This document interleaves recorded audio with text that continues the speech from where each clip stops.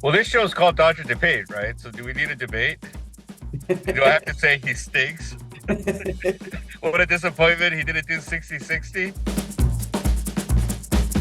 Hello and welcome back to Dodgers Debate. I'm Jack Harris, the LA Times' Dodger beat writer, along with our esteemed columnists Dylan Hernandez and Bill Plaschke.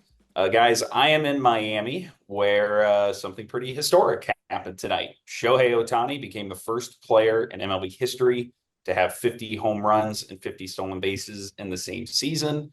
Of course, he reached both marks in the same game. He went 6 for 6 with 3 home runs tonight, 10 RBIs, set a Dodgers home run franchise record, set personal career highs for himself in hits and RBIs, set the Dodgers RBI record. The superlatives kind of don't end with this game, which to me feels like one of the best single games in MLB history. You guys were back in LA watching. Just what was that like to kind of take in? It was really warm and refreshing because I was in the shower when he did it. He hit the first home run. And I thought, there's no way he's in 2 home runs this game. There's no way.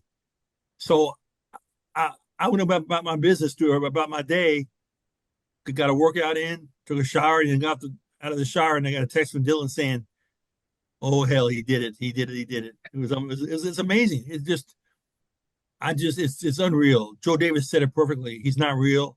This is not really happening. I don't believe it. It's crazy. He just does every time he does something, he does it like dramatically, right? He obviously the 40-40 thing, the walk off, this, and honestly, when I was talking to last week to some of the Japanese reporters, I was kind of like, right, we're trying to predict like when would he do it. I thought, it may probably make sense that he does it like when they clinch like the division, right, against San Diego. But they Oh brought yeah, up they the also point. punched a playoff berth tonight. Right. But that's the thing. They brought up the point that, like, while to us, what is that place called? Lone Shark Park or something? Home Uh, Depot Park, Lone Depot. Well, yeah, whatever. lowercase That thing L. might be a piece of crap to us and a symbol of like, government waste and right. Rich people lying and right. Nobody ever goes to that park. I think they're, coming into the series, they were averaging fewer than 13,000 a game in attendance. But that's sacred ground in Japan, right? That is where Japan won the most recent World Baseball Classic. That's where Ohtani, probably before today, had like what is, or probably still might be like his career high point, right? Where he struck out Mike Trout to win that tournament. So yeah, I think in Japan this probably played a little differently in terms of like right this was a big stage, right? In Japan it's probably now Yankee Stadium, Fenway Park, Dodger Stadium, and Lone Shark, whatever, Lone Depot. Dylan, it's not called Lone In my Shark Park. I'm quite sure it's not called Lone Shark Park. Well, there used to be Landshark Stadium, I think, is maybe where your mind's ah, going. But yeah, I mean, even he talked about that afterwards. This being a special place. Obviously, tonight it mattered a lot to him that the Dodgers clinched a postseason berth and that he's officially going to be playing in the playoffs for the first time in his MLB career. The team had a toast afterwards where he said a few words about how appreciative he was to them. I think like just being in the clubhouse tonight, like the disbelief in the room about, again, not just the season that he's having, but to have it culminate in this game where, he leads off with a double and you're thinking, okay, well, he's not getting a steal here. Like people that have been covering the team the last couple of weeks, so much of the games have just been through the lens of is Ohtani going to homer? Is he going to steal? And when's he going to get to 50-50? So he leads off with a double. You're thinking he's not going to go. And then suddenly him and Freddie Freeman are double stealing and he gets into third and somehow avoiding a tag.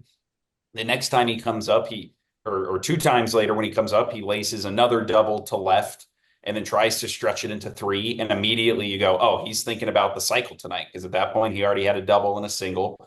And then once he hits home run 49 in the sixth inning, to me, it's like I was almost expecting him to hit home run number 50 in the next at bat. Dave Roberts said he was expecting him to hit home run number 50 in the next at bat because that is something that has happened so often this year with Ohtani. You think about in Toronto, he goes there, he's getting booed, his first at bat, he goes deep. You think about his bobblehead night, which ended up being this huge circus, and he leads that game off with a home run.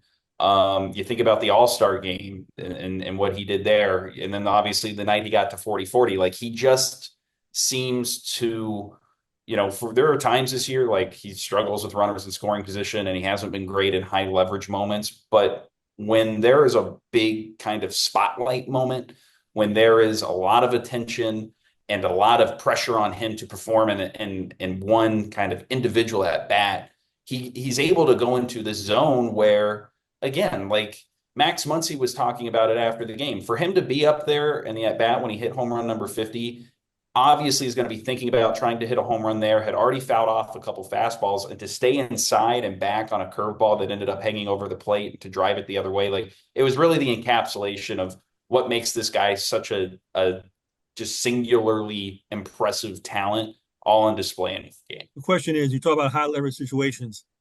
It's one thing to do in Miami in the late September when there's not much on the line. We have to, unfortunately, this great feeling doesn't only last a couple of weeks. We have to see him do this in the postseason. He needs to be this kind of player in Philadelphia, in San Diego, in Arizona, in Milwaukee, in New York. He needs to be this kind of player there. And that still remains to be seen. Yeah, that said, right, I mean, you kind of go back and now we really only have, right, his time in Japan kind of to reflect on those types of big moments, he did win a Japan series with the Nippon Ham Fighters, right? And I think closed out the series that got them to the championship series, pitched and hit obviously in that championship series. When he was in high school, right, the national high school baseball tournament is kind of the big thing there. And when they got to Koshien, he actually went against Fujinami head to head, right? And now Fujinami went to this powerhouse school, that just crushed them, whatever. But Ohtani did homer off Fujinami, and a lot of people at that time thought Fujinami was the better prospect. And obviously, we saw him at the most recent WBC, where there are moments it just felt like he just kind of willed Japan to victory, right? In the semifinal of that tournament, they're down against Mexico. He hits a ball that's few inches off the plate, right? That kind of got that comeback started.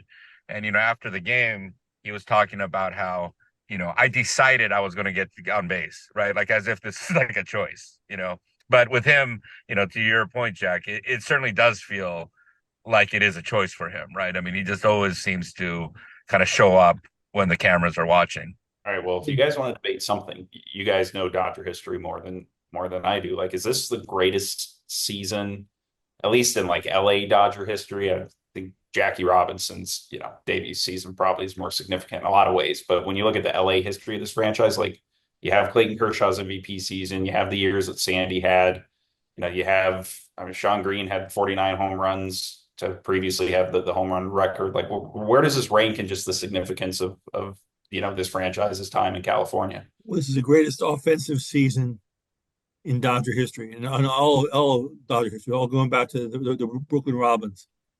It's the greatest season offensively. Now, the greatest season overall, the Dodgers have always been a pitching franchise. So you got to look at Kershaw's MVP season, you got to look at Sandy's seasons, Fernando's season. Those seasons are equal in pitching. This is the greatest offensive season ever. Remember, the Dodgers, they never had a lot of home run hitters. They never had a lot of power hitters. They've never really been a big offensive team. So this ranks as the greatest offensive season in Dodger history. It's just crazy too, isn't it? Just the way this whole thing kind of started in terms of, the Dodgers obviously signed him knowing he wouldn't be available to pitch this year. And it kind of set right by the sounds of it. He just kind of went to the trainings, right? The trainers and to Ron Renicky and was like, I think I'm going to run this year. Can you guys help me out with that? Right. And we saw him working a lot on like his starts, right. On gaining momentum and all that. And, for it to kind of just translate that quickly into 50 steals, I think is incredible. It's just kind of on one hand, he kind of lost the right. And, he wasn't a two-way player in the sense that he couldn't pitch, but he added another dimension to his offense that was, I think, really valuable. And because it wasn't, we've talked about this Dodger team so much kind of in the past, right? It's been like feast or famine, right? Home run or nothing. And now here, like they found a new way to score runs, and he was a huge part of that. And I think especially in this season, given all the injuries, again, I think we're kind of taking that part for granted, right? Is that okay? Well, they made the playoffs again. They're going to win the division again. This year, a lot of stuff really, right? Even, compared to a normal baseball season, a lot of stuff really went wrong here. And so, I think obviously he was a big part of, keeping them in first place. Without him, they might not be in first place right now. Is the 50th home run? Is that the biggest hit in Dodger history? And it's not. That keeps it in perspective. This is not Kirk Gibson. No. It's not Yasiel Puig. It's not a game winner. It's not Cody Bellinger. He has to do this. I can't stress enough. He has to do this in October for this to really matter, for this to really count, for him to be truly historic, truly memorable. We need to see this in October. It's great tonight. It's great. It's really fun. It's a great season. It's really fun to watch. But he's not done. He better just be getting started. He better not be done yet. Well, to that point, and I'll ask Dylan this, who's seen and kind of, I think, learned as much about Ohtani as any reporter in the U.S., but like for him to have this kind of season, I would imagine there's a certain level of like, I still have to finish it in October, right? Like this is all for naught if I'm not good in the playoffs and we don't advance in the playoffs and compete for a World Series. Like, how do you think that dynamic plays out? Like, does having this kind of regular season just beyond like obviously how productive he's been, but the meaning of it and the historical significance, like, do you think that almost helps the way he focuses and approaches October? Is it even more pressure than he's facing? Like, how do you think this all kind of translates over the next couple of weeks as we get into the playoffs? While in LA, I think LA baseball culture is very distinct in this sense, right? We do kind of have this thing here, like you don't win, it's like a failure type thing, right? And I think it's a remnant of the Shaq, Kobe Lakers, right? Where they just kind of made winning like a birthright. But I think baseball at large here, like there's an understanding, there's luck involved, right? There is kind of this certain randomness of the postseason. Japan, that they don't have that, right? I mean, again, I kind of go back again to the national high school baseball tournament. This tournament starts locally, right? And you play through your prefecture, which is basically the equivalent of like a state there. The teams that win there move on. Now, this is all single elimination, and yet you will find schools that have qualified to this national tournament. Granted, they recruit like crazy, but even then, they've made it like 20 something straight years, right? This thing that it was only one game, things didn't go our way, that kind of doesn't exist in their thinking, right? And kind of to that point, like take, for example, Yamamoto's most recent start, right? We look at it, we're used to looking at the whip, right? Guys were getting on base. This wasn't good, or at least not as good as the last one. The Japanese reporters were all like, hey, look at the way this guy bared down when it mattered, and so how good you are, obviously this season kind of proves that. But I think over there, is like, well, that guy should be able to perform in that one game. That's kind of the expectation over there, right? And that's the way people are wired over there. So, yeah, I do think it will, it's kind of like, yeah, I had this great season, right? And so when that moment comes, and I did it time and time again in many moments, big moment comes, I should be able to do it again. Yeah, for sure. I think this is something that he will, take into October. Now, on every at bat, people are going to go crazy. Every at bat he takes the rest of the season is going to be an event. Every time he steps to the plate, people are going to go nuts. I can't imagine the pressure. I can't imagine the pressure on him. But again, today it's so much pressure, and look what happened. I mean, he is not of this world. He is amazing. Yeah. Well, my only other note from tonight is Plaschke, another fan, like dropped the ball initially, and then somebody else picked it up, the 50-50 ball. And this one was pre-authenticated. So I smell another column. Oh my God. I gotta find some other poor guy who blew it and has regrets the rest of his life. Oh my God. Yeah. All right. Well, thank you all for watching. A couple this week, but it's been a busy week, and a lot more to come in the next few weeks leading up to the start of the playoffs. So we'll be back to keep talking Dodger baseball. But yeah, for Dylan and Bill, I'm Jack. Thanks for watching.